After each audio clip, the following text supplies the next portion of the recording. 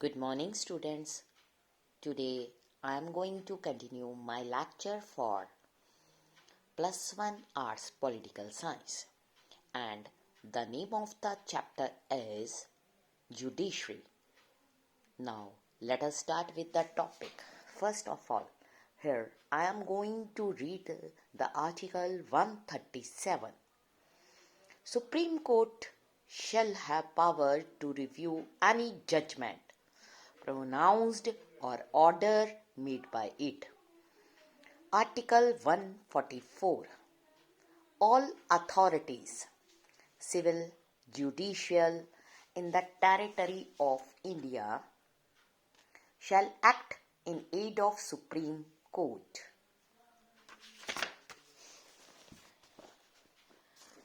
By reading the articles quoted above, that article helps us to understand unified nature of our judiciary and also the powers of the Supreme Court. Decisions जो supreme court करता है are binding on all other courts that are within the territory of India. जो orders हैं passed by it are enforceable. जो supreme court है itself is not bound by its decision और can at any time ये review भी कर सकती है.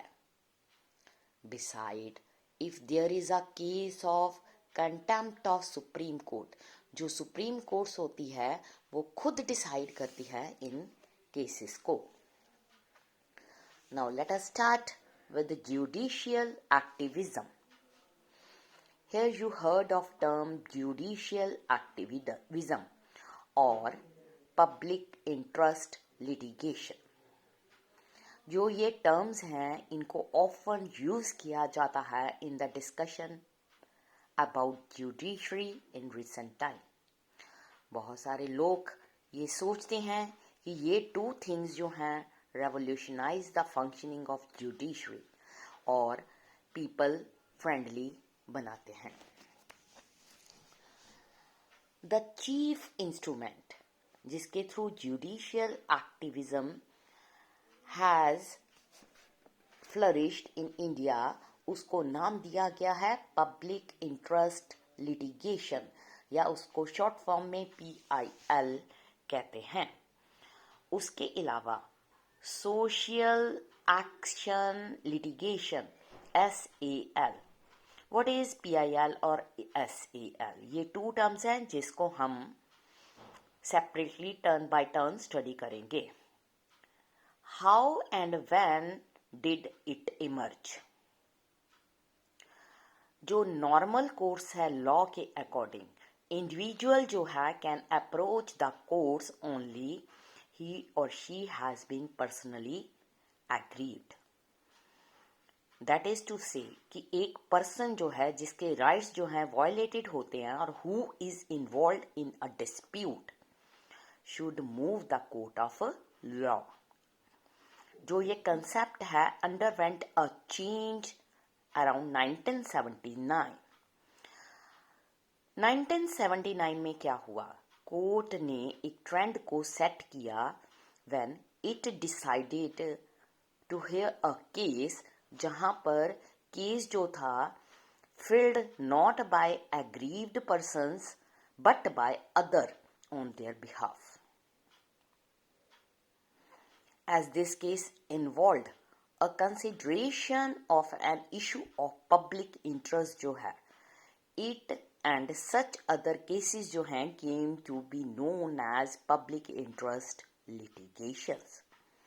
Around the same time जो सुप्रीम कोर्ट है उसने इन केसेस की तरफ देखा about the rights of prisoner. This opened the gates किसके लिए? For large number of cases where public spirited citizens and voluntary organisation जो हैं sought judicial intervention for the protection of existing rights.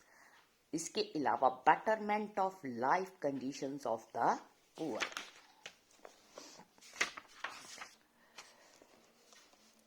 On the other hand protections of the environment.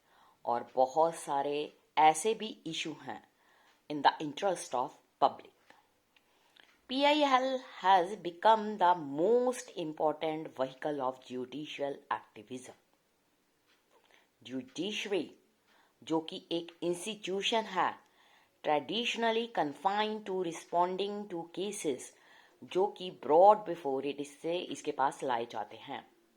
उसके बाद ये start करती है begin considering many cases merely on the basis of newspaper reports, postal complaints जो कि received होती हैं इसको थ्रू द कोर्ट।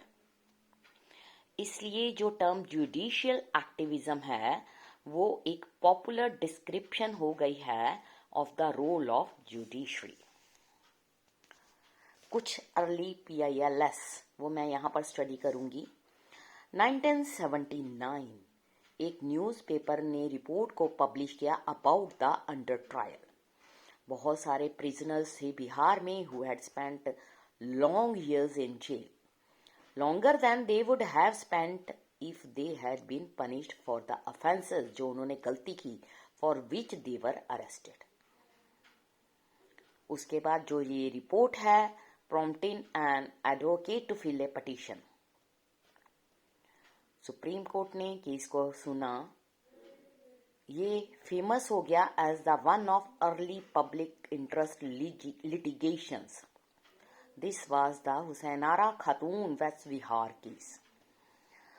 इसी तरह से 1980 में एक prison inmate of the Tihar jail manage to send a scribbled piece of paper to Justice Krishnan Iyer of the Supreme Court जिसमें narrating physical torture of the prisoner।